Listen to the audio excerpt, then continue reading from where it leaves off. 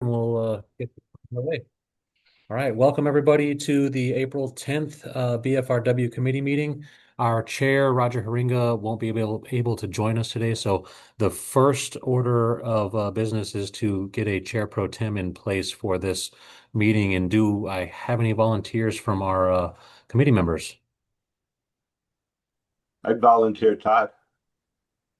All right, Todd, are you receptive to that? Yes, I am. Thank you, Tom. All right. I don't think we need an official motion on that one, but if Roger would show up, you would need to relinquish the chair.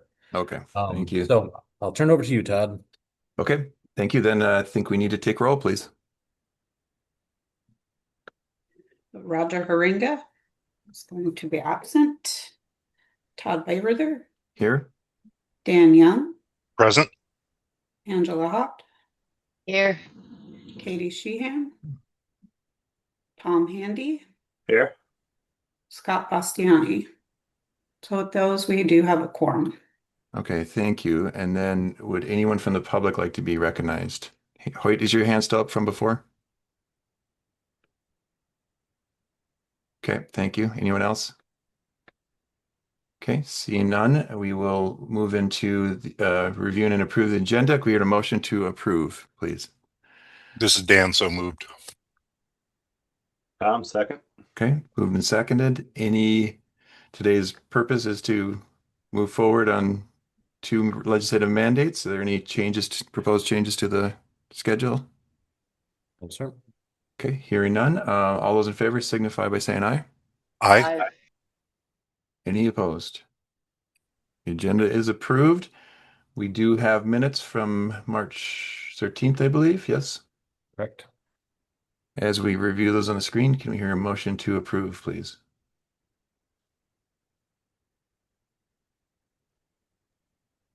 This is Dan. I'll second then. This is Dan. Either way. Okay. Either All way. right, we'll go Tom and then Dan. Thank you. Okay, any proposed edits? Any other comments from the public? Okay, hearing none. All those in favor signify by saying aye. Aye. Aye. Any opposed? The March 13th minutes are approved. Okay, moving right into the first item. Dwelling unit size recommendation. Okay, just as a reminder, these both are in the IBC. These were both legislative mandates, and the IBC tag has been in work for over a year on this, both when I was chair, and thank you, Angela, for taking the lead on this. Dustin, do you want to first introduce it, or? Yeah, I had a little spiel I prepared Okay. here. So, like Todd mentioned, this is both in the IBC tag, and had a lot of hard work on that one. And for both of these tasks, let me replace the share. Give me one moment here to. I was in a bad habit of starting to talk before getting my share going, but here's a proposal, and I'll just leave it at the top as I kind of intro. But for this one, we started with the existing language for dwelling unit sizes within the IBC. It's inclusive of some definitions and also section 1208. And then we took a look at the RCW, which is 19.27.801, to develop kind of our interpretation of what that RCW was asking us. And then amongst the tag, we targeted specific sections that might require a change and developed a topic summary sheet.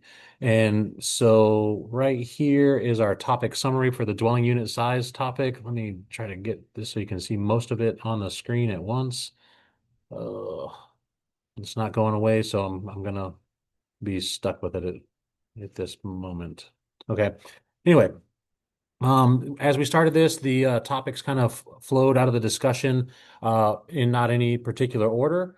We did ask for some proposals from the public to come in as well. We got a couple of those, and the resulting language here is kind of a result of two proposals that got merged in together. We called it the consensus proposal, and then we massaged it a little bit more, and we have it here before you today. But in this list, we had the topics that were raised. I've gone through and tried to organize them in the flow of the document that we have before us today. So we did review the state amendment. We reviewed definitions applicable to dwelling units across the code. We took a look at the efficiency dwelling unit definition and habitable space. And then we addressed accessibility. And in here, I'm also trying to point out if we have it in the Washington Building Code and where exactly it's at. And so we also reviewed the National Healthy Housing Standard as a kind of another base language source. And I have locations for this topic information within that document as well in our topic summary here. So as we get into the meat of where the main changes occur is going to be all in section 1208. And we discussed minimum room width. In this section 1208.1, we have a proposed change to reduce kitchen clear passageway width from 36 inches down to 30 inches. In section 1208.2, we have some comments here, but no proposed changes. Then in 1208.3, which is probably where the most significant changes, where we're going from reducing the dwelling unit from 190 square feet to something that's below that. And we've got down to a dwelling unit area down to 120 square feet. We discussed minimum habitable space as part of these discussions. 12084 room area, we proposed to combine some sections there, and efficiency dwelling units were no longer really seen as being needed in this section, and where the section was removed.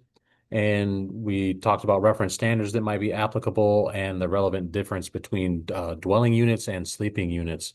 And so it's just a quick overview of some of our topics we discussed.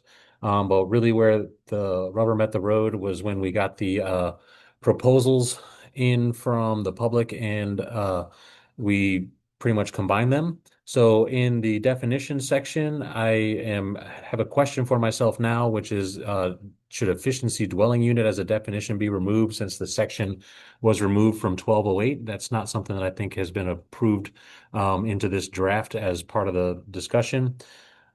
As we get in there, we have the change shown for 1208.1 for minimum room widths. The only change is really that aisleway and kitchens reduced from 36 inches to 30 inches. We get into dwelling unit size. This is a not adopted section. So instead of moving all the sections around, trying to keep things in alignment with the model code as much as possible, this is what we have going on here. So we're not just going to remove the section. We'll just keep everything slotted in there as it is. Room area is it's been a minor modification to remove a little section of here to really just cover the total room area. And then the section for efficiency dwelling units has been removed. And then at the last meeting of the tag, this figure was voted in to be included in the draft just for clarity purposes. And this is one that comes out of, I believe, one of the studies that was provided as for some information for the tag to deliberate. So the action that we're looking for here today is to review this. I would ask a question about the efficiency dwelling unit definition, whether or not that needs to be struck from this version. And we're looking for a recommendation to the council to either adopt or not adopt this as it looks right now into the 2024 codes. And so as far as timing of everything, our legislative mandate tasks have been interpreted to not necessarily need to fall on the main 2024 code adoption cycle timeline, but we are positioned conveniently right now if we can get this through the council meeting at the end of this month to have this included in the main 2024 code update process rulemaking. If this doesn't go through with that council meeting, it'll just take a separate path and have its own CR 102. And so with that, that's my intro, and I'd turn it over to the committee for some deliberation. Okay, let's go with Tom first, please. Yeah, I kind of see what you're saying about the definition for efficiency dwelling unit, but since it's such a common term that a lot of people refer to, perhaps maybe it get incorporated, the word efficiency somehow get incorporated in the dwelling unit definition, or would that muck things up too much? I'm just wondering if there's a way to kind of keep the word efficiency in there because people might be looking for it. That's all. And it might be a deliberate leave in the definitions on this one. It's just as I was reviewing the changes here this morning, it occurred to me that this might not be relevant. And if the term isn't used across the code, it's been the practice to remove the definition as well. Okay. I see Hoyt would like to weigh in, please. Yeah, actually, that's exactly right. That's what I was going to say too. If it's not defined in the code, then you can the way the code is written, then you can use any definition that you find from a allowable source. So I think getting rid of it is not a problem. I just wanted to give that 2 cents on that. That a definition in the code is great, but you don't have to have a definition in the code unless you want it to mean a specific thing. So I think that's fine. So Okay, thank you, Hoyt. I have a question. If we can go to the diagram, please. Or do you want to settle whether or not I'm happy to let the discussion free flow. We've got plenty of time here today to deliberate what we've got going on here. So I'm happy to jump around a little bit, and then we can just I'll make sure to keep a pin in the topic of the efficiency dwelling unit definition. Okay. If anyone would like to settle that, that's fine also. I was just hoping we could walk. First of all, thank you for everyone for all this work. It's very clear, and it was heavily worked. So, but I think it landed in a very straightforward solution. The diagram, can we walk through a little bit of the 120 square feet and the 70 square feet? Just kind of explain that to us, and because I'm looking at the references and I'm a little unsure of the 1208.1 reference at the bottom there. So, just in words, just let's talk through the, gotcha. what is a room area? What is, So we'll start off with what is habitable space and what is not a habitable space. All the stuff that's not shown with any sort of stipple or crosshatch is by definition not considered a habitable space. So the toilet bathing space, the shower space, closet spaces are not included in required habitable space. And so any unit that gets these, we're talking about the habitable space, not total footprint unit or footprint area of the unit. And so 70 square feet of the room must meet the dimensional standards of 1208.1. Let's read what 1208.1 says. Habitable spaces other than a kitchen shall not be less than 7 feet in any plan dimension, and kitchen shall have a clear passageway of not less than 30 inches. So in this space here, we have the 7-foot minimum and 7-foot minimum. And then obviously the dimensions of this these aren't actual dimensions represented in the drawing, but it's showing that we have that minimum width right there. And we have the clear access width. It's not shown directly in here, but there could be a 30-inch dimension depicted here if we wanted to get that in there. And then really the rest of this has to do with minimum room areas. So this gets back to 1208.4. And Todd, is that maybe your point? Maybe it should point to a different section than 1208.1? It's my question, yes. Okay. So every dwelling unit shall have not less than one room that shall not have less than 120 square feet of net floor area. Sleeping units shall have a net floor area of not less than 70 square feet. And being that these are coming from books, and we got some folks from the tag here on the call. So if I could call for some assistance from any of those folks who might be able to explain this diagram, who are more familiar with it, it would be helpful to me. But I will give it a shot here. So we got our minimum 70 square feet and 50 square feet. So all of our habitable space totals up to 120 square foot. It's not that this is the only configuration that you can have for these types of units, but this is where we can kind of get the minimum required facilities in addition to the required minimum habitable space kind of in that smallest footprint. And if that's not what this does, anybody on the call, please raise hand and correct me. But I think that that's where I'm getting to, and um, I'm not sure about this footnote here. This is something that came in, and I don't recall a ton of discussion on that note in this one. So I don't have a super awesome answer for you. I anyone else? I think I'm seeing it now, but anyone else with all the eyes that we have on it? See any challenges? I have a question on this. Maybe I'm just because I'm just reading it for the first time or looked at it earlier also, but it says at least one room must be at least 120 square foot net floor area.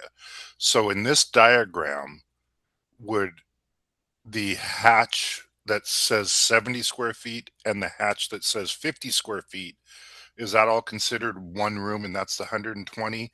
Because the way I look at it, those to me could be considered two separate rooms, right? Because you have a kitchen and a living area. It just one of those, I know this is kind of minutia stuff, but that's questions I know we'll get. Um, because if we look at the bedroom with the minimum 7 foot either direction, so that means the other one has to be 10 feet to get to 70. Or does part of me says at least one room must be 120 square feet? And to me, combining them is not one room, but I know that there was a lot of discussion on this, and if somebody could help clear that up for me. I would say that that was the perspective that was being used in the development of the area requirements, is that these are two, there's no wall or door separating them. And yes, in a plan view, they might be labeled as different Hmm. rooms, but I would say that in the practice, the perspective was that those are one space in one room. Okay. All right. No, I know that there was a lot of discussion, so that's why I'm asking the question. And then the other question I have on this, because this diagram brought it to my attention, is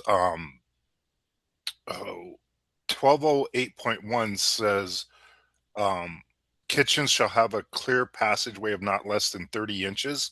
But in this diagram, you're going from a living area like a bedroom slash dining room slash living room through a 30-inch exit passageway to the door. Or that would be allowed for sure, based on that language, yes. Yeah. But every other code, the IRC, IBC, says very clearly that all passageways, such as hallways, etc., have to be 36 inches. So, what was the discussion on that? I don't recall. I think it was an effort to kind of, I believe that the standard or the measurement comes from the National Healthy Housing Standard. And I don't believe that the discussion included whether or not that 30 inches was inclusive of an egress path. And so maybe some additional language there would be kitchens can be reduced to 30 inches as long as it's not part of the path of egress.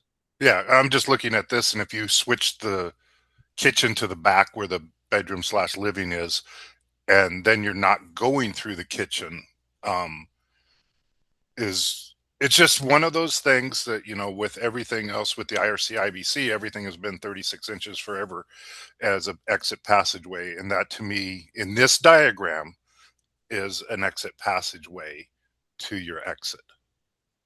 So I'm up for people changing my mind, obviously, but I would just like to know what kind of discussion was held on that, because there's certain absolutes that building officials, fire marshals look at, and that 36-inch one is kind of a stone one, right? It's kind of chiseled in stone, not debatable. It is one way I'm looking at it. So, like I said, because of the size of it, the way the RCW is written and stuff, I'm up for hearing what the discussion was to help change my mind on that.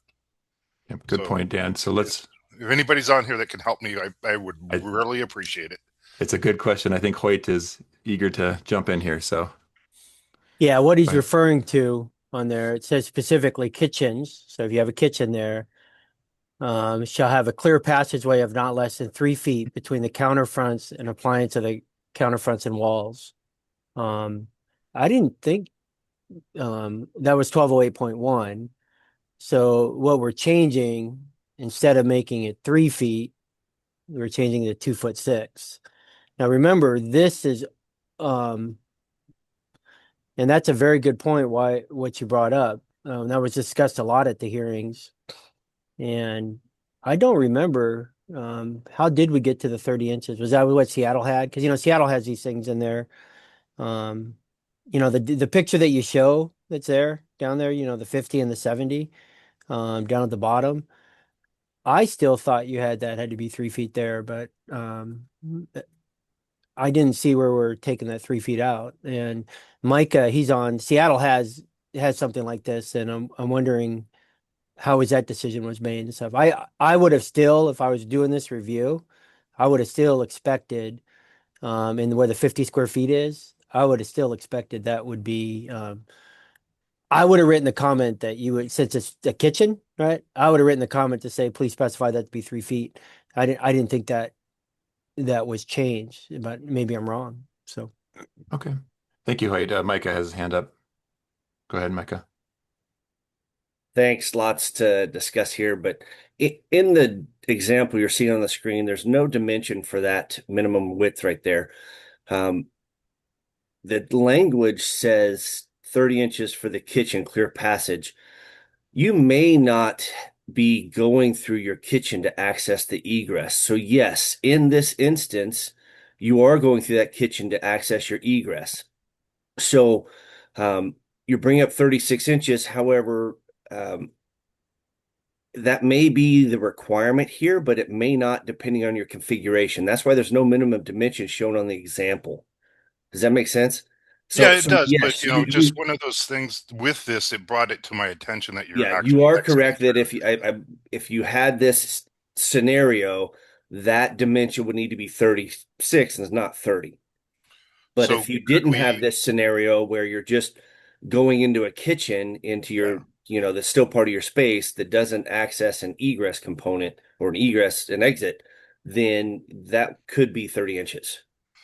Yeah, and like in this example, if you took out the door on the right and you just moved the kitchen over to the right, and then you have one of those windows as the door, then it could be 30 inches. But I Sure. think in this one, Yep. so I think 1201, in my opinion, should be changed to um, kitchens shall have a clear passageway of not less than 30 inches between counterfronts and appliances unless used as a means or a passageway for an exit.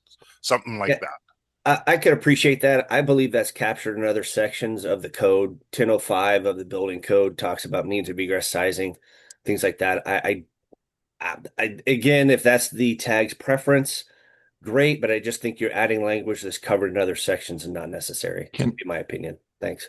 Is it possible that we, instead of writing it in 1208.1, that we improve the diagram to make the reference to either 1208.1 or 50, what was it, Micah? There's a 1005 for means of egress sizing, 1005. but again, I mean that's going to come down to your specific design, and we didn't put any minimum or really any sizes in this diagram except for the 7 foot minimum dimension, which is actually the language from 12081, which this diagram is helping Yeah. reference this room area thing. I guess Again, my tag preference, but I believe that the egress sizing is a separate like plan review action. So Yeah, and then we would go with the most restrictive, obviously. are are you saying a reference would not be appropriate to 1005 in this diagram? I don't think it's necessary. Okay. Well, I'm curious what others think. I think Dan makes a really good point, and I would have missed that if that was an enforceable thing. Just at first glance in this diagram. A couple of questions on diagram, and then Hoyt and John have their hands up. Um, is it clear to everyone that the diagram doesn't control over the language? I know that's known to most people, but how do we make that more specific when we're putting dimensions in? Because this reads very much like these are. We could steal some language that we have in the temporary, well, no, it was the multiplex housing appendix with the figures, we have some language in that says these figures don't supersede any written requirements in the code language. I guess is the convention to repeat the actual language in a diagram, or rather use definitions and references? I'll let John talk and then we can come back on that. Go ahead, John, please. Yeah, in general, well, first of all, there's no charging language for the figure. So you can that's part of the argument that says that's just for reference. Okay. If it would say for instance, if the code were written that you shall comply with this figure, then that would be one thing.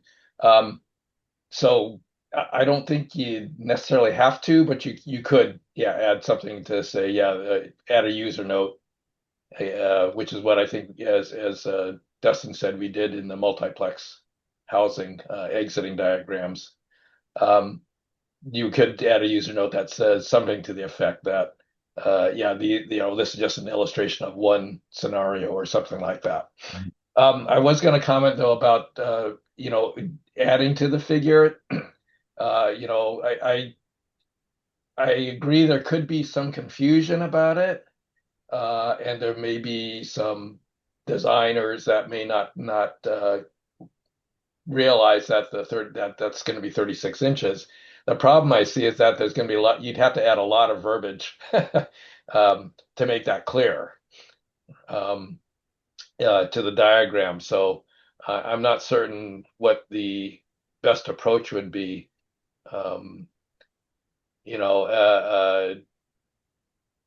And maybe it's just as simple as, I don't know.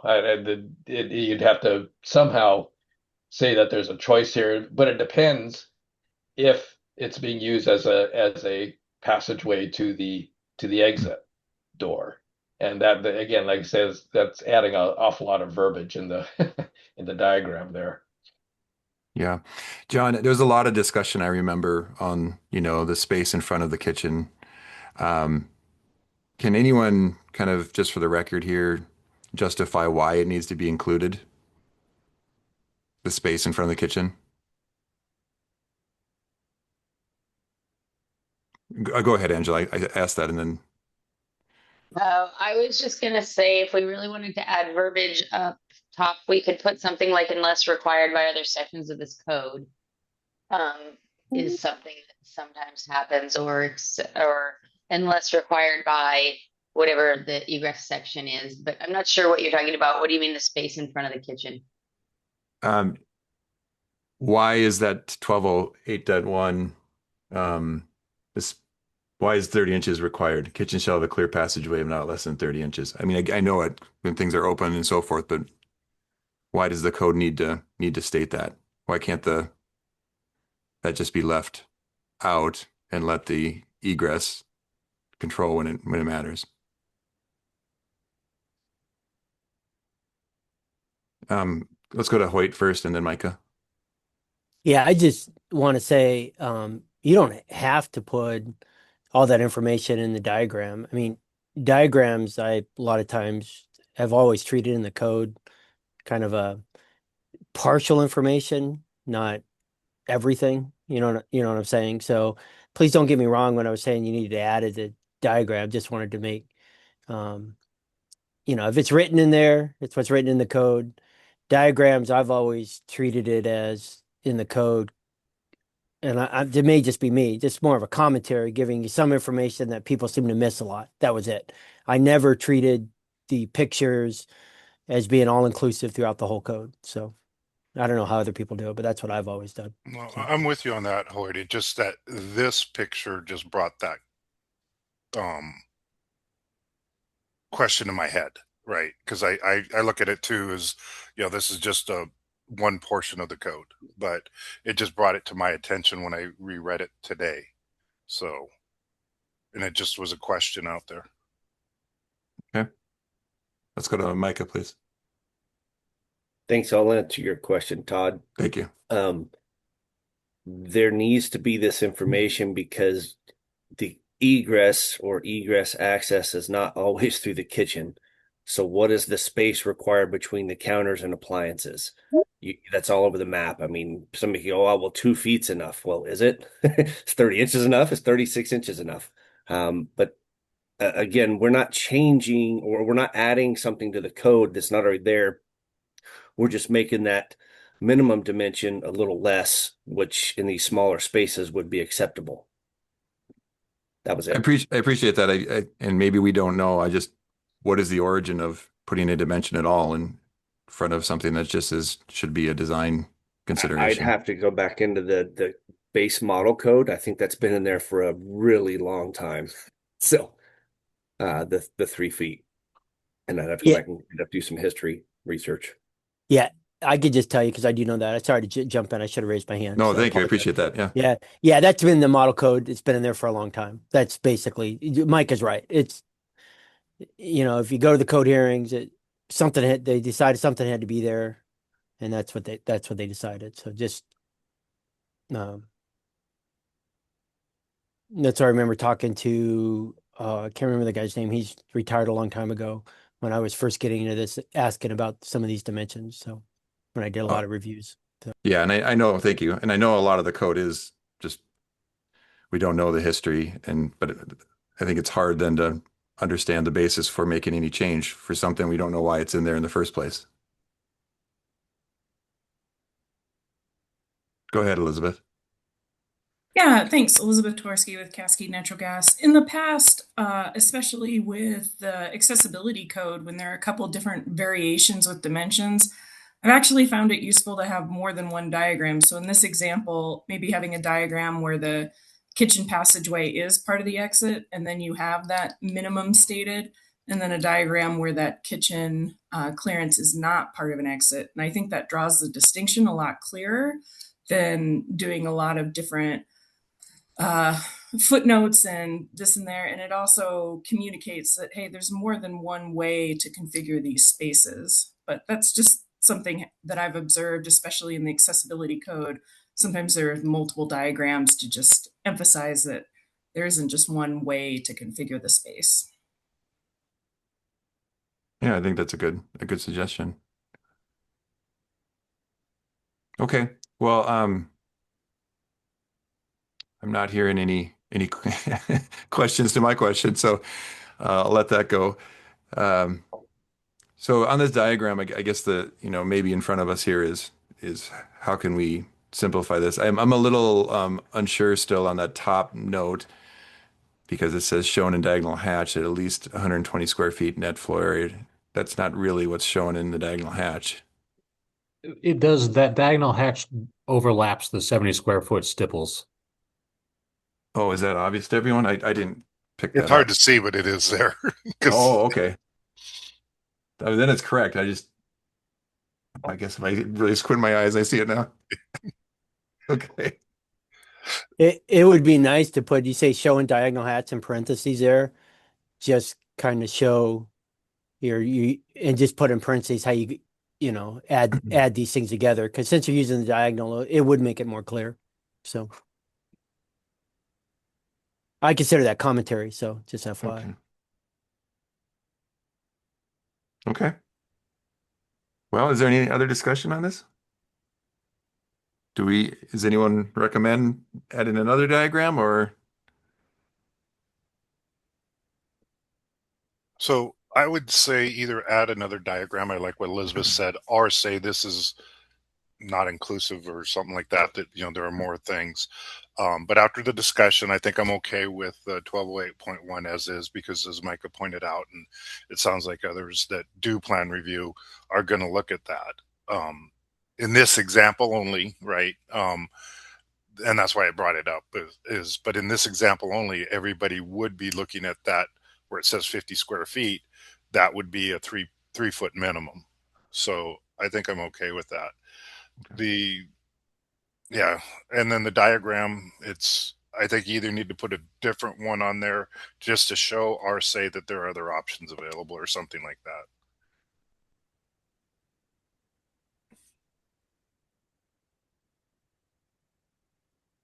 Okay. Does anyone have any suggested language, or do we want to leave it as is and file it and think about it? Well, what I could do is pop on with the folks who helped us develop the diagram and get what we have here today. Okay. See if they can suggest another diagram that might show the kitchen in a different location and suggest some edits there and bring that to the council meeting as a potential discussion topic there. Okay. And then I liked, that's what I was thinking of when John made the comment about the single exit, some sort of header on this that, okay. Let's go with Tom for, no, I'm sorry, Tom, you raised your, Yeah, I'm fine. Thanks. okay, let's go to Micah then. Thanks. Sorry, I was researching the code and texting with John Sue. Um, when you go to 1005 there, and Dan, I just want to make sure where you're coming up with the 36 in the building code, right? This is building code section. There's not an explicit minimum width. In 1005-2, it says the minimum width shall be based on the component. And it's a calculation. It's not a straight 36 inch. And so it also has the language which I think you all were looking for to add somewhere, which says it says the minimum width in inches of any means of egress component shall be not less than that specified for such component elsewhere in this code. Again, it's specifying in that section that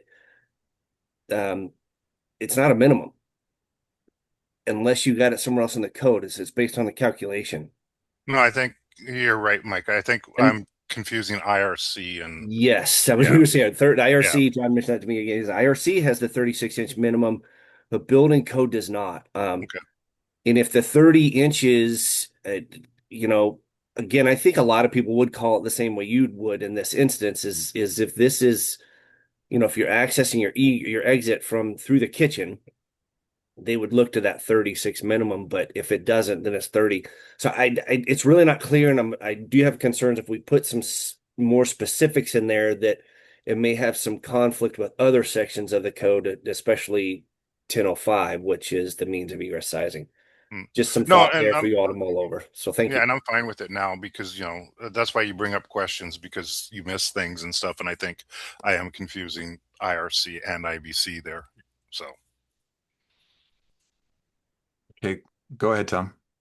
Yeah, I keep waffling back and forth. Sorry whether I want to say something, but to me, the non-code reviewer type of person, if I were to just read that because it references it so clearly as the first thing you read in this section, and then the diagram says something different than that as far as the width, to me it would be just a little confusing.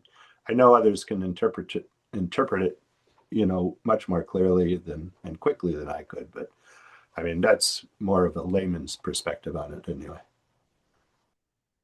Yeah, and Hoyt, as we go to you, my question is are we creating certainty across the state that if I'm doing a repeatable design that it would be the same interpretation in every HJ? I'm not confident there yet, but go ahead, Hoyt, and then Angela.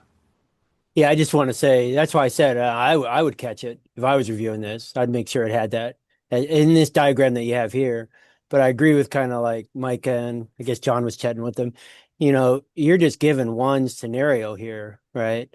Exactly that. If it's the exit passageway, you have to do it. So correct me if I'm wrong. This is going to be, if I remember correctly, this will be in the IBC, or is this going to be in the IRC? IBC. IBC. Yeah. So that's what I'm saying. I would catch it because I'm in the IBC all day long. If someone's not, that's the only thing. I mean, right, what you have there, that is part of the exit passageway. I'd make sure that width would be correct. I mean, just like you can't put everything in something because there is other configurations. So I just want to be clear. I guess anyone makes mistakes, so I can make a mistake, but I would hope from my experience that I would make sure they dimension that and get it correct. So, I mean, you don't have to put it in. So this may be naive, but just in this case, what is the correct egress? 36 inches. Okay. Because the door is going through there. And that's obvious to all HJs, all officials on this call? I'll say no. No. Okay, thank you. Yeah, I think that's the point that Mike was trying to raise, is that there's nothing in the code that actually says within the dwelling unit you have to have 36 inches. Okay, so I'm representing manufacturing on this council. I feel a lot of uncertainty on what my standardized plan would be across the state. I guess I'm going to make it 36 inches and go ahead, first, Angela. So I think I can't remember who said it, but I think Tom noted, he was saying that this isn't matching up with what the text says but this is actually silent on what that width is. It's not saying this diagram isn't saying that it has to be 36 or 30. It's saying silent because it could be different elsewhere. And I think that was an intentional thing by the tag, I believe. But yeah, and I get the point that a layman that never gets into the code and stuff may not agree and stuff like that. But again, that's where you get into, that's why these structures are required to be done by design professionals who are expected to know the code. And so, that's just another thing is that, but I get your consistency situation. But yeah, I don't know, without adding, paragraphs and things like that, I don't know what else we can really do to make it that much clearer. I think I'm hearing that it's a chapter 10 question that really isn't in the scope of the work here. Is that fair? I agree with that, Todd. This is Micah. Okay. Yeah, me too. I agree with that too. Okay. I can live with that. Anyone else? Oh, I can live Okay. with it too, but I'm very thankful for the discussion. It I am helps too. clear it up for me. Yeah. Okay. Okay, then are there any other proposed edits to this? Are we ready to make a motion? With the understanding that we'll do a little more research on that diagram. Go ahead, Angela. I'd like to go back to the definition for efficiency dwelling unit. I did just looked into the 24 code, and efficiency dwelling unit is now, with this amendment, not used anywhere in the code. So I am kind of the opinion that it would be appropriate to remove it. Otherwise, I think it is probably confusing because people may go looking for efficiency dwelling unit when it is not actually in the code. So if people go looking for it and the definition's been removed, then it's not an issue. If they see that, but it's not used anywhere, then that's what actually creates confusion as to, okay, well, wait, what's the difference? When there isn't one, because we've now combined them. So that would be, my preference would be to remove that definition. I also support that. And then would some cities like Seattle then still include that in their amendments? Yeah, that's on them. If they still use it and still want to use that section, then they can add it back in as part of their process. Yep. Anyone have objection to that? I do hear from Tacoma because we don't write our own things. I like it in there because really what we looked at efficiency dwelling unit is really, it's basically a studio, in these things. It's all inclusive in one space. And I think it is different. But that could be, our ordinance and everything like that. That's how we've always interpreted it, especially for when you're also doing like dorms in colleges and things like that. That's me. Okay, I'm just saying from Tacoma's perspective, I'd still leave it in, but that's just. So, my point is though, is that we just removed the entire section that tells you what the requirements for an efficiency dwelling unit are. So now Yeah. what's the difference between a dwelling unit that meets all of those and an efficiency dwelling unit that no longer exists in the code? So it used to have a section. It used to Yeah, I have a get section that had everything. That section's not there anymore, so it is no longer a used term. well, the efficiency dwelling unit, okay, the one thing it doesn't have, right? There's not a bathroom in it, right? So it's where you're getting the college dorms and stuff like that, where they all share the different things. That's a Um, sleeping unit. um, it depends how the design is on the um it depends on the design. That's fine. I'm just saying we have used that in the past to help Right. work There with used to be a architects. So section. yeah. It used to be an actual section in the code. So yes, you would use it then. But now this has taken that section and relabeled it. Can you go down, Dustin, please? And has now relabeled it to just to be not adopted. It's no Yeah, longer I'm sorry. used. Yeah, if it's not adopted, I'm sorry, I forgot that. I did catch that on that. So yeah, if you're not adopting it, then absolutely just go ahead and get rid of it. Then we wouldn't have to use it. And then we could use any definition that we come up with that's not defined in the code if someone tried to call it that. So okay, no problem. Yeah, I understand now, Angela. Sorry about that. I forgot it was all crossed out. So Okay. And just to be clear, that as this is written here, that will still 1208.5 not adopted will still be in the code then, correct? That's the proper way to do it? Yeah, as a way to reduce overall amendment and reorganization issues, that's the way we're running it. Understood. Okay. Okay. Okay, thank you, Angela, for that. So going back up above, then we're striking, correct? I believe that's the discussion we're having. And I just as would be part of the motion to strike efficiency dwelling Okay. unit.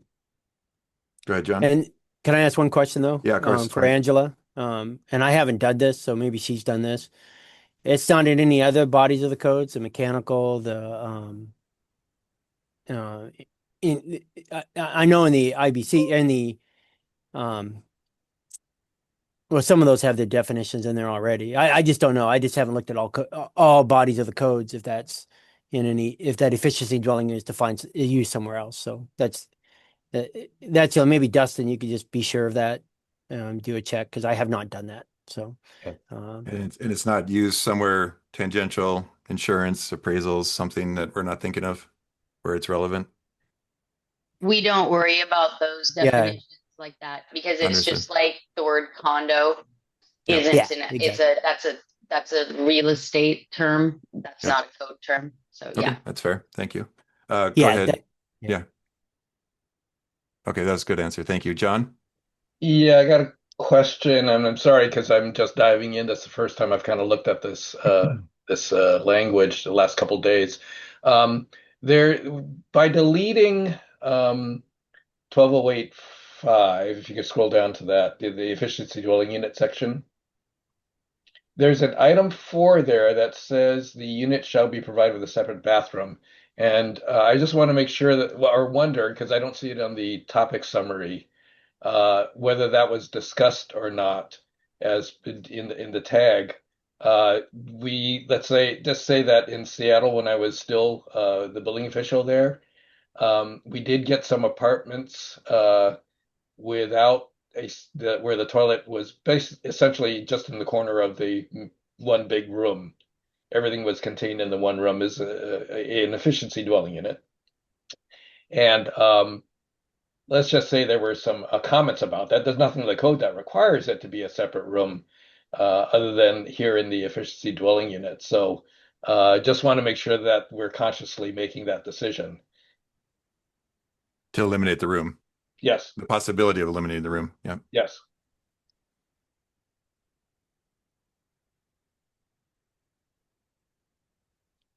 Go ahead, Micah. If I remember correctly, John, it was briefly discussed, but that was it.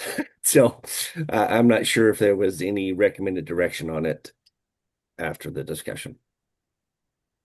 Does anyone have a recommendation then? That's why we're here before it gets to the council. Just from I don't know how to say it, privacy standpoint. I don't know.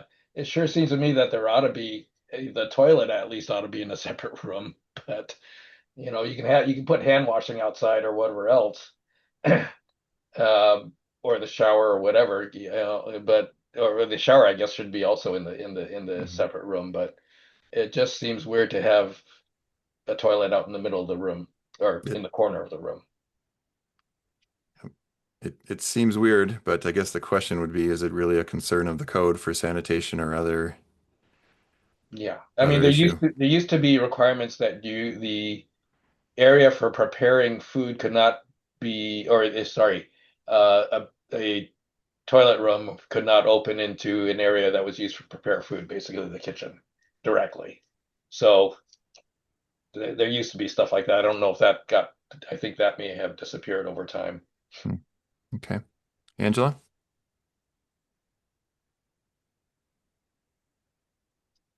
Yeah, so I think so the reason that's in there is, I think, because in the efficiency dwelling unit definition, as Hoyt pointed out, you're not required to have a bathroom. And so those would be like if your bathroom is a common bathroom in the hall. And so that's how I read that to apply also, is that you can't just have this room and no access to a bathroom. Whereas now we've eliminated this efficiency dwelling unit, and it's now saying that all dwelling units have to meet the same as dwelling units, which simply say sanitation. So somewhere in dwelling units, does it say that it has to be a separate room? Because if it doesn't, then we're saying that a one bedroom could have a toilet in the middle of the room, but an efficiency dwelling unit couldn't. Yeah. And you're correct, Angela. I could not find, in a quick, word search, I could not find requirement for a separate bathroom in a dwelling unit. So yeah, so the way I read that is like how Hoyt was saying, that is, if you want to call a dorm an efficiency dwelling unit, that's fine. There's either a shared bathroom between a couple of rooms, or there's a group bathroom down the hall that is provided that has that sort of service, because the efficiency dwelling unit itself is not required to have that within the dwelling unit.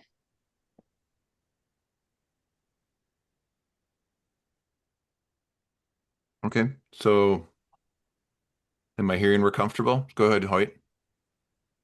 Yeah, that's exactly it, Angela. You hit it right on the nose for what we have, some of the colleges and stuff like that. I mean, here's the question I just want to ask. If it's not deleted, all right, let's just say hypothetically we do not delete this for right now for this cycle. Does it do any harm? I mean,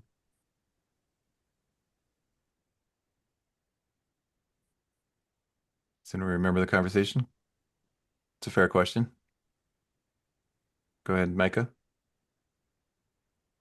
I don't believe it does any harm, Hoyt, but with the way we're modifying the dwelling unit to just have the one room, it may be read as then you have to do additional stuff in that one room, whether you call it efficiency or just a dwelling unit, because we're really only looking at the one room size at this point.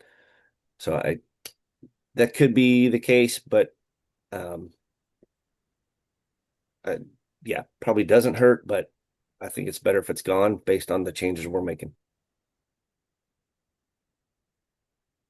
Yeah, I think those are good comments. I think if we can eliminate it and not have something redundant, that's always a value.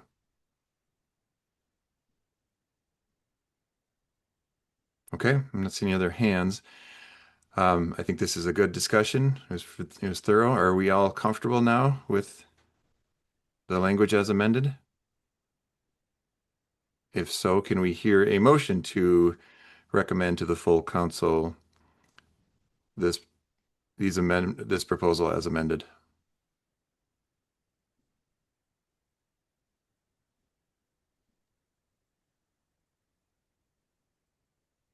I'll go ahead, Angela. I move that we move this proposal forward to the full council as amended by this group. Thank you. I'll second it. This is Dan. Okay. It's been moved and seconded. Any other public or council comments or deliberation? Is part of that motion to bring some additional content for the figure 1208 4 with maybe the exception language that would make it clear that it's not doesn't supersede other code requirements, and then maybe look for that secondary figure? I don't personally think that's necessary, but if someone else has a different opinion. I mean, we might get feedback at public hearings too. This is going through public hearings, right? Correct. So. Okay, not seeing anyone else. Thank you for raising that, Dustin. Okay, if we're good, let's take a voice vote. All those in favor signify by saying aye. Aye. Aye. And any opposed? With that, this proposal moves as amended. Thank you. Okay, I think we move right into the next one, the second one, please.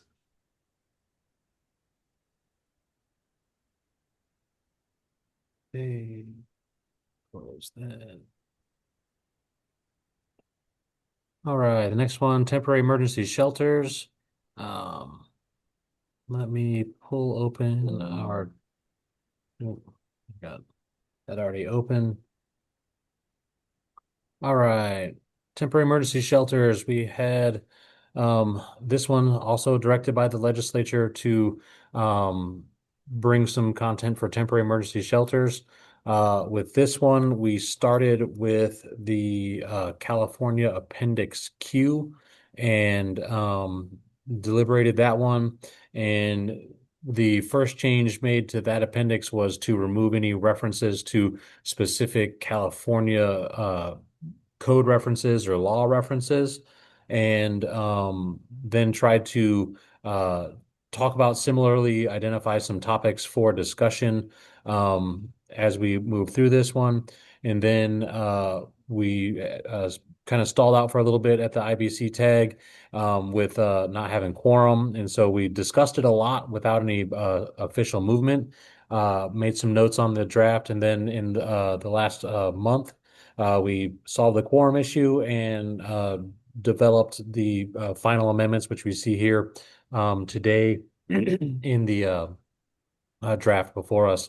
So we talked about what an emergency declaration might look like and what RCWs in Washington would define local powers for that. We examined the definitions for shelter and emergency shelters. We talked about when we're talking about the definition of emergency, we're talking about also local ordinances, local control of those declarations. And so that's all kind of per local jurisdiction process.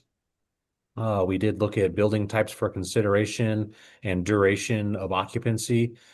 This appendix covers everything. Well, maybe not everything is a bad term, but is trying to be inclusive of temporary emergency shelters, which would be inclusive of tents and quick setups type structures.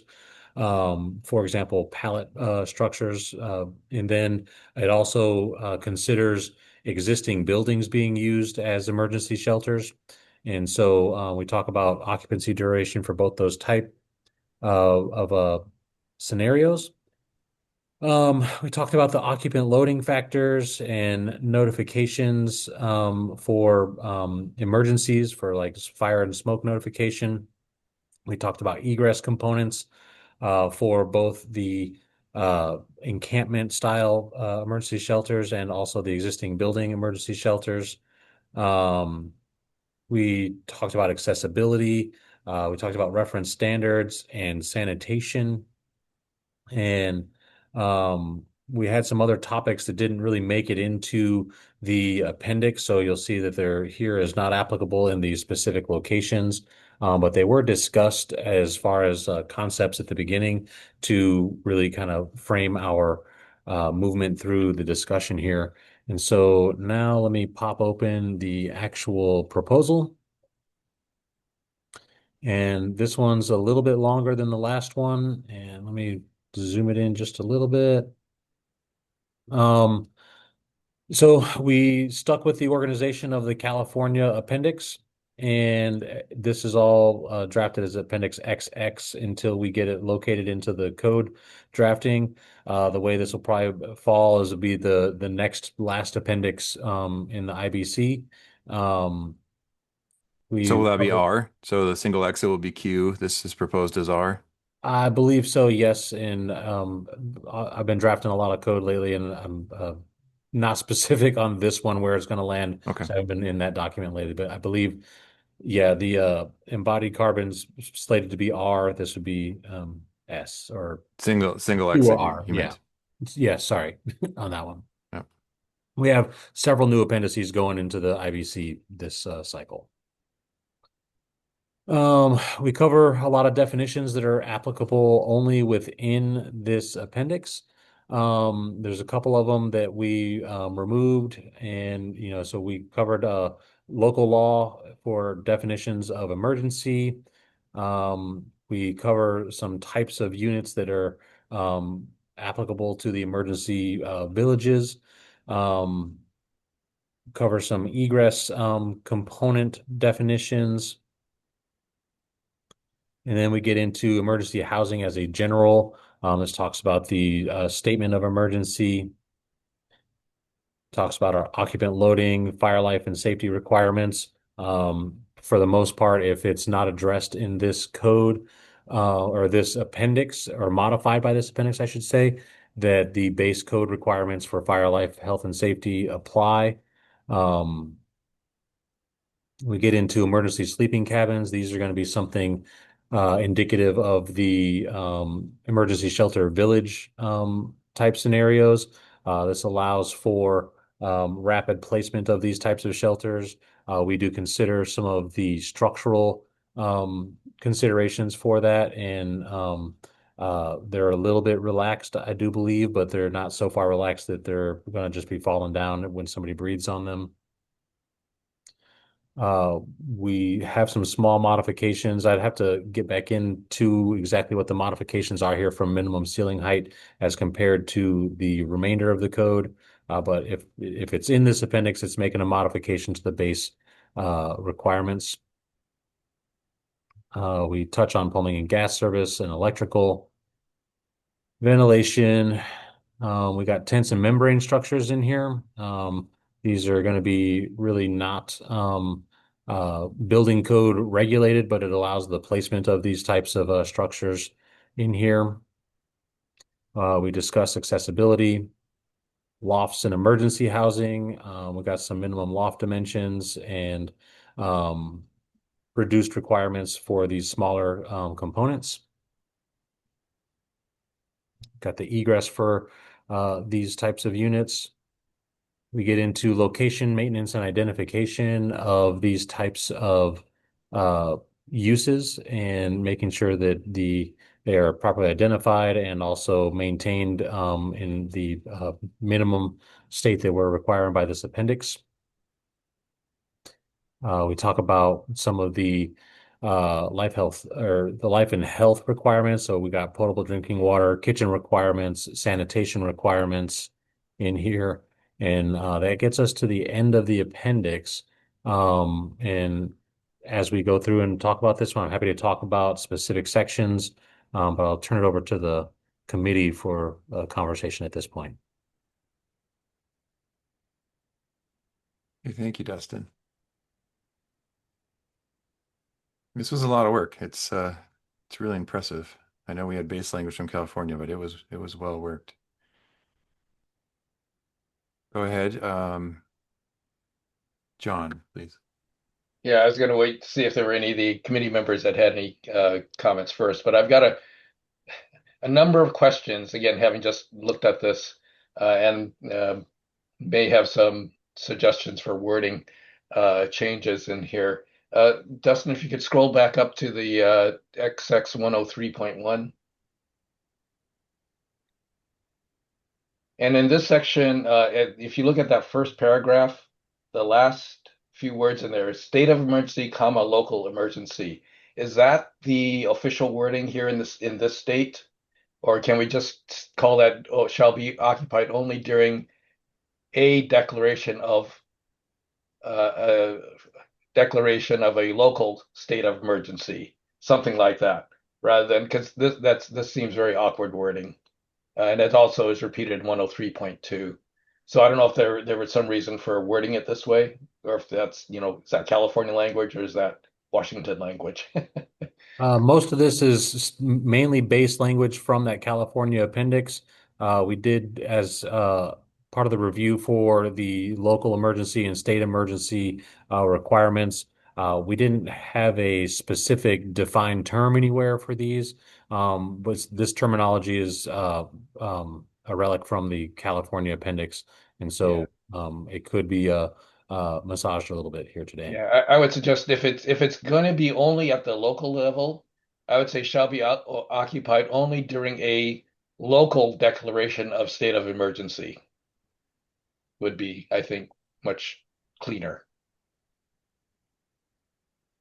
So you say during a Local, during a local declaration of state of emergency? yeah. And folks in the emergency management folks may look at that differently, but I think that's clearer. I'm going to call on Hoyt, but then in the definitions, we reference RCW 38.52. Is that what Yeah, you're? for the state of emergency. So, Okay. yeah, I did see that. Go ahead, Again, this Hoyt. is just Oh, yeah. weird. Yeah, some of the stuff that we had in Tacoma, and Sue and I worked on this stuff. And I don't think it was from the state, actually. It was for housing, right? We had homeless people, that we were trying to develop some temporary housing for them. Okay. So that was not like from a natural disaster or something like that. And it was not a state emergency. It was a local that our council members said that we needed to deal with. Right. So it wasn't a state, but we did it, and our council member says it's an emergency. We need to deal with this. We got to come up with something. And that's why I'm not 100% sure it has to be a declaration of the state. Why can't it be a local emergency that's been used, and we need to use emergency housing for XYZ reasons? Yeah, sorry, and that's not the problem here. Declaring a state of emergency is not necessarily at the state level. And by the way, I'm sorry, Dustin, we should say declaration of a state of emergency on both the places. So you're saying that'll cover the same thing then, right? It's a local declaration. Okay. A state of emergency is not declared at the state level necessarily. That's perfect. Okay, good. That's all we wanted to make sure. So great. That's all. Perfect. Yeah. Then if that's great. Okay. Okay, go ahead. The next comment I have is in 103.2.1. Hey, John, just for a second. I think Tom had a comment on the first one, and okay. I'll come back. All right. Yeah, I was just going to agree with that. And putting the word a state, the word a in there, clears it up totally, at least, because we do that at the local level here too. Yeah. Yeah. Seattle's done that too. I mean, yeah. So. Okay. Thank you for that. Go ahead, John. Yeah. Okay. In the exception there, I'm not clear what's trying to be accomplished here. It says existing buildings, blah, blah, blah, may not be required to comply with the Washington Energy Code as determined by the enforcing agency. So and I'm not sure if we use enforcing agency in this state. That sounds like California language too. But is the idea that the local jurisdiction can decide whether or not they're going to require compliance with the energy code? Was that the intent of that language, or is it that the local aid well, I guess it says as determined by the enforcing agency. So I presume that that's there. I'm not sure that this is helpful then, because it's kind of very much up in the air as to whether or not the energy code is going to be applied. This sounds very wide open. Yeah, go ahead, Hoyt. Yeah, so I'm not sure. I don't remember me saying that this was needed, but what it was when we're same thing when we had an emergency for homeless people, right? During certain times, we had to use buildings and stuff like that for temporary. And the one thing is that was just brought up, and I didn't add this in there, but these buildings that were going in were not in compliance with the um Sure. and so, and all it was more that wanted to say, hey, you can use these emergency shelters. That we did give a length of time and all that stuff, but we weren't requiring them to go in and re-insulate it and to replace one, all that kind of whatever Ah, you have to sure. do. So And that I'm hang on, John, just for a sec. And so that's what the intent was that for, is like you got to meet all the rest of the codes, life safety, blah blah blah, things like that. But the energy code was going to be just determined if the enforcing agency wanted them to do it, because it was going to be a longer time. Because in another situation, it was going to be a long-term emergency shelter for the homeless people that we did, and we ended up having them meet some of the energy code for kind of basic life safety stuff, what they could be do. So that was all. so it's deliberately wide open. Yeah, we just wanted to make sure that and I apologize, we just wanted to make sure we didn't want the energy code to be the restrictions to be able to use the emergency housing compete compliance. But something when you bring this up, um, that may not be correct. Maybe we do need to do that. I'm just saying, when we had to do it for homeless shelters, we did not want to have it all for what the case that we had to do specifically is we didn't make them do some energy upgrades because we wanted them out of the environment, basically. I mean, So sure, that's reasonable. But the question is, what does this language accomplish as written? To me, yeah, it would be much clearer if this, and maybe we don't want to do it. But and if so, then let's leave this alone. But if we want to say that you don't have to comply with the energy code, then let's just say you don't have to comply with the energy code. what do others think? I mean, I'm just giving a Tacoma perspective. So just that we ran into at the in for the homeless shelters that we had to use for emergency shelters in the. Let's ask Krista here. Go ahead, Krista. Oh, I just had a nitpicky editorial that it should be Washington State Energy Code. Oh, okay. Just Thank you. Thank you. I remember the conversations that it was not the intent to require it, the energy code. I guess the question of whether there's still the ability for local jurisdiction to require it. Go ahead, Tom. For me, it seems like, if you really truly have a state of emergency, getting things in place as expeditiously as possible is kind of key to preserving life safety. And if you got to take this unit and refurb it for energy only for short-term use before you can address the emergency need that's there, I think you kind of defeating half the purpose. Yeah. So having it, I agree with just having it not be required at all.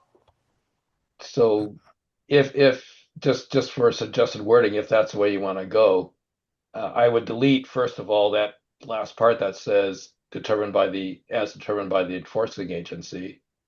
And again, enforcing agency I have problems with. I think there's other places where we talk about that, but that we can deal with that later. And then just say need not comply with. So how emergency housing facilities need not comply with or are not required to comply with, either way.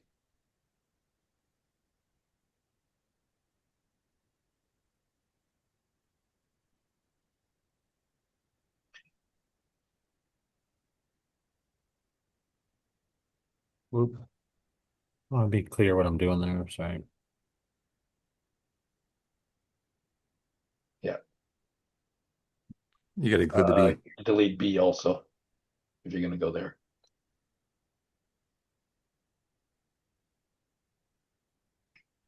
Are not required. Yeah. Is everyone comfortable with that? Okay, I'm not seeing any hands. Thank you, John, for that. Okay. Next one is 104.2 in the live load section. First of all, not all of these are live loads, so I would get rid of live and make those structural loads. Oh,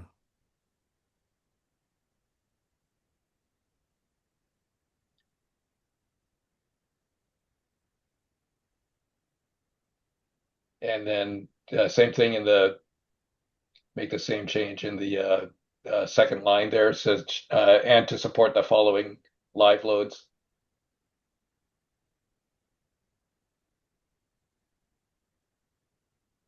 Sorry, that's a little picky, but one of my pet peeves. that's what we need here. Thanks. Okay, and then the question on number 4. We've changed how snow loads are done for the 2024 code. And the question is that 30 pounds per square foot allowable stress design or the new LRF, LRFD loads? And I'm guessing this is probably based on the old loads of allowable stress design. So we might want to change that, but I don't know how exactly because there's a SEAW is putting in a comment on how to do the live load, or sorry, the snow loads for the 2024 code. So maybe the best way to do this is just say 30 pounds per square foot. And then after the 958 pascals, put another set of parentheses, ASD, capital ASD for level stress design. I know we talked about this, and the folks who have our proposal for the snow load change were talking about this. And Hoyt, I remember you were part of the conversation as well, but I don't recall if this is ASD or the a new methodology there. No, John's correct. John's correct. It's AST. It's allowable stress design. Okay. So it's going to be totally different when you go to the LRFD or Ultimate Designs when you do that. So Yeah, otherwise you're going to have basically roof design loads for everything.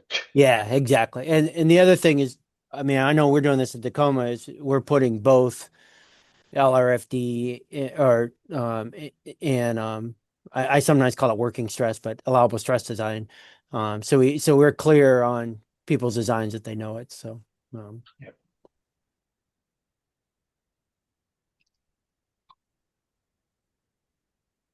Okay. So that's that one. And Dustin, yeah, okay, you got it. Yeah, I was gonna. Okay. Let's see. The next question is on 105.1, the tents and membrane structures. For the tents and membrane, or for the base, what do you want to call that? Kind of elevating these tents, and they both require a curb, or in this case, baseboards. I'm not sure what baseboards. That's not what I would think of when I think about raising the height of the platform there. But it says it has to have a height of at least 6 inches. So you're going to have a floor level that's 2 inches below this thing that runs around the edge of the platform. And in my mind, that's a tripper. That's a tripping hazard. And just want to make sure we're okay with that. Because this thing has to go all the way around. I understand it's for water, to protect it from water intrusion and things like that. But still, I think that's kind of a problem, a safety issue. And I'm open, if you want to leave it, that's fine. But I'm just pointing that out. So it is kind of strange to me now that we read that. You think the intent is to have it's 4 inches above ground plus 6 inches so that we're No, to another extra 2 inches, I'm thinking. The gotcha. way I would read that. Same thing if you got the concrete slab, you got to have a 2-inch curb around it. But either way, to me, a 2-inch step is or thing right on the edge there is people are going to be tripping over it all the time. I would. And we're saying that curb is exactly has to be 2 inches, so not 1.5 if it's wood. At least, yeah, at Yeah, least 6 inches, it says. yeah. It's a strange section in my opinion. I don't know that I really, now that I read this, why does it say wooden floors? Why is it specific about material? I think it's so you could set down like a pallet or something like that. Yeah. But what if I want to put a plastic floor or something, other material? Yeah, the other issue on this too, is more rotting of the wood. You're going to use treated wood all over the place. So, I mean, it was just more to get the wood off the ground. So, It just seems No, very specific. Yeah. yeah, I don't know. You're setting this wood platform right on the ground. I don't think it's being the platform itself is being elevated. You're elevating the tent, trying to keep the tent floor dry. And I get, this is probably considering for like panel tents, not like, REI fully encapsulated cloth tents. I don't know. I mean, it could be both, but Yeah. if a tight wooden floor, I assume is to try to keep vermin and things like that out, but I'm not Uh, sure. I guess my point is it's redundant with two different materials. Why can't it just say 4 inches and 6 inches and be silent about the material?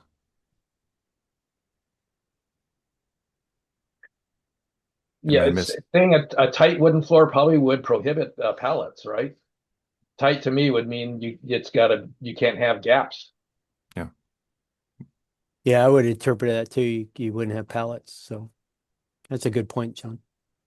Can we just eliminate all reference to wooden and concrete and just strike the whole last sentence and just say maintain with floors raised? You know, Well, yeah. it was interesting. I'm just giving my experience. I went over to Turkey after that earthquake happened, and some were just obviously on the ground.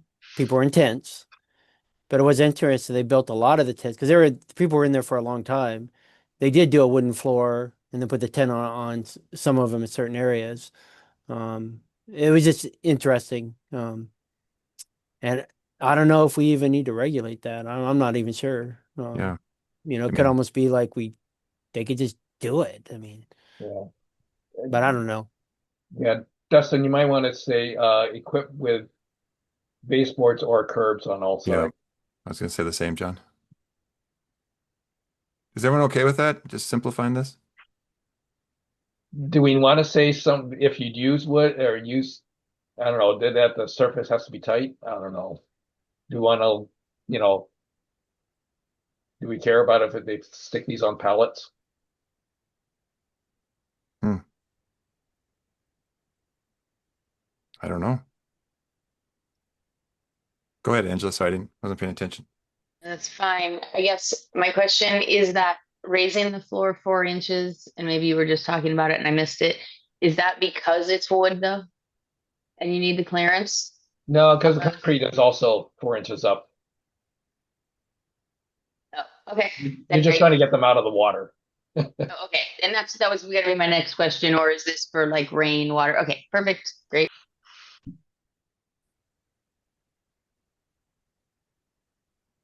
I mean, yeah.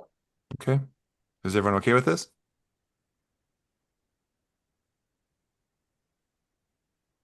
Okay, not The seeing any only the hands. only question I have, I mean, I got one more thing since Yeah. looking at it. John brought it up on here. Tents shall not be used as oxygen for more than 7 days. I can't remember how that came about.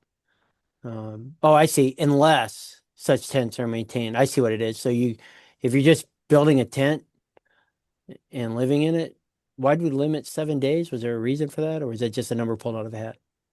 I think that's a relic from the base that we started with. I'm guessing they're saying that if you set up a tent city, it's got to be um, you Not want to very you want to good. have people out of the water again if they're Okay. there for a long time.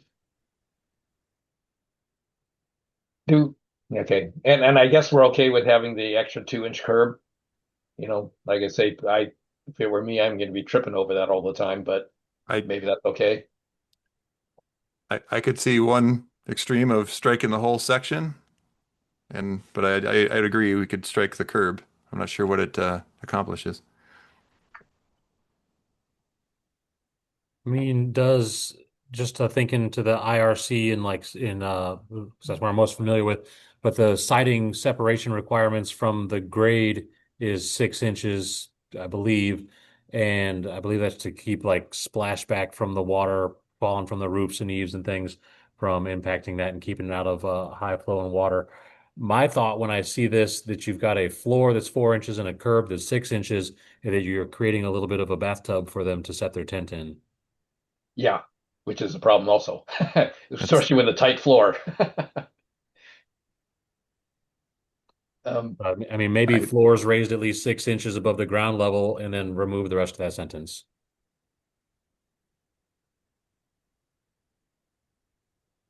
that would solve the problem, the tripping hazard anyway, and the bathtub issue. I yeah. mean, So what is the curb accomplishing? I mean, I don't think those tents are going to slide off if it shakes or something like that. I'm guessing it was a little bit of extra water protection, for something flowing down between the tents or whatever. That would be my guess, but yeah, I don't know. okay, I'm supportive if I we strike everything after ground level. yeah, I am too on that. And I think also like maybe some tents don't have a bottom, I just yeah, I would be up for like John said and you guys all said striking that. It makes sense.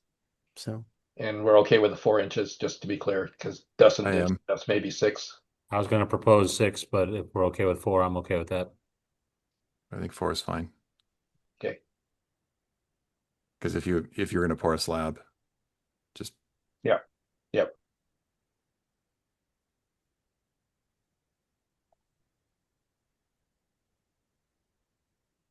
Okay. The next question I have then, if we're done with that one, is in the next paragraph there. A tent shall not be considered a suitable sleeping place. Are we trying to say prohibit tents from being used if you got to heat it up to 50 degrees, or is that just kind of a recommendation, commentary? What are we trying to accomplish with that? I would recommend either making this a requirement, saying you shall not be used, or deleting it.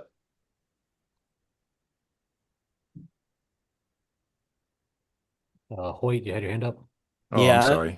yeah, I would recommend deleting it.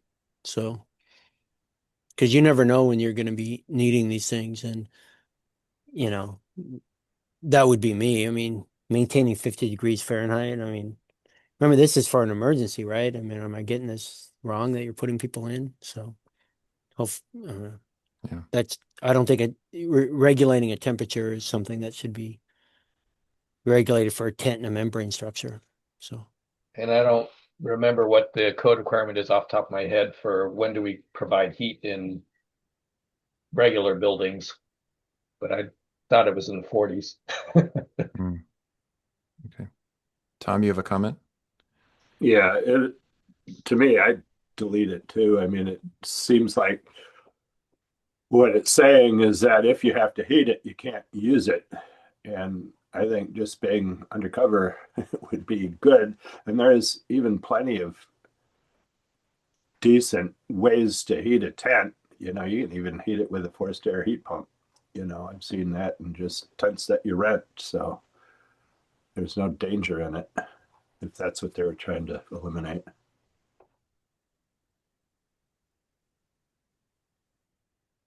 Okay. I'm not seeing any other hands on that. Okay. Next section is 10721 on stairways, loft access. Um, First of all, there's a reference to the California Residential Code. Oop, missed one. And then those section numbers, not sure what we're pointing to. I presume it's actually 107 211 through 216.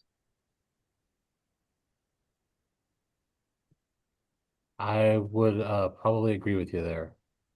And same for in 1072. 10721 through, yeah, I guess 24. 10724. Yeah.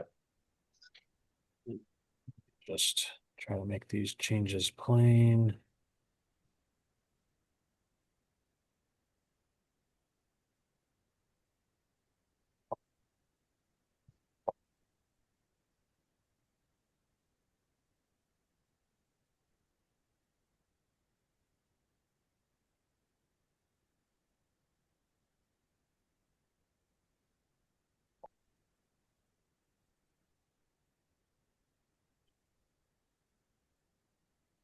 That seems to clear up those numbering issues. Yep. Okay. That's all I had. Okay. Thank you, John. Okay, anything else?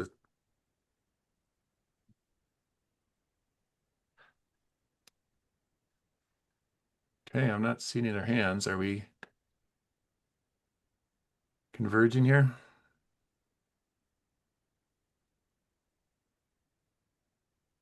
Okay, would someone like to make a motion to recommend this appendix as amended? So move. This is Dan. I'll second this, Tom. Thank you. Any other deliberation? We will try a voice vote. All those in favor signify by saying aye. Aye. Any opposed? With that, this appendix is recommended as amended. I just want to say thank everyone that's worked on this. This is actually fantastic. I just want to make sure I get that across, to you guys. Thank you so much. 100%. You beat me to it. Thank you, Hoyt. This was a lot of work, but I think it was well worth it. Two good additions. Okay. Well, do we have other business on our agenda? We I do. want to discuss the work group of economic impact in these two proposals real quick. Okay. So at the executive committee meeting, we made a motion to convene the work group of economic impact to discuss economics of the legislative mandate proposals. So that's single exits appendix, multiplex housing appendix, temporary emergency shelters appendix, and then also the modifications to dwelling unit size. So not this next coming Friday, but the Friday after in the AM, we'll be having the work group of economic impact meeting to discuss kind of those impacts for all those. And we're going to try to bring a rough draft of the inclusion for our preliminary cost benefit analysis to that meeting and try to just get that filled out so we can slot it in and be ready for the council meeting on the 24th. Just to clarify something you said there, it is on the schedule for next week, for the 17th. That's what I meant. I apologize. Okay. And then the council meeting is on the 24th because we moved it. Okay. Okay. Anyone else have any other business? I see a hand from Hoyt. Yeah, I'm sorry, I may be just dumb there or dumb on this, but you got to do an economic impact for an emergency shelter recommendation. So Because it really you don't do any construction until a disaster happens, right? I mean, or you could do it ahead of time, I guess, but isn't it kind of it's not a mandate that you have to do. It's just giving you what you need to do if you do it. I mean, I'm trying to figure out. I'm just curious. I'd agree with all that you're saying, Hoyt, but when it comes to the legislative mandate tasks, we still have to follow the Administrative Procedures Act and also comply with the Regulatory Fairness Act. I agree with you that the economic impact is positive to a reduction in cost or anything like that. But we want to make sure that we can succinctly describe that in our preliminary cost benefit analysis.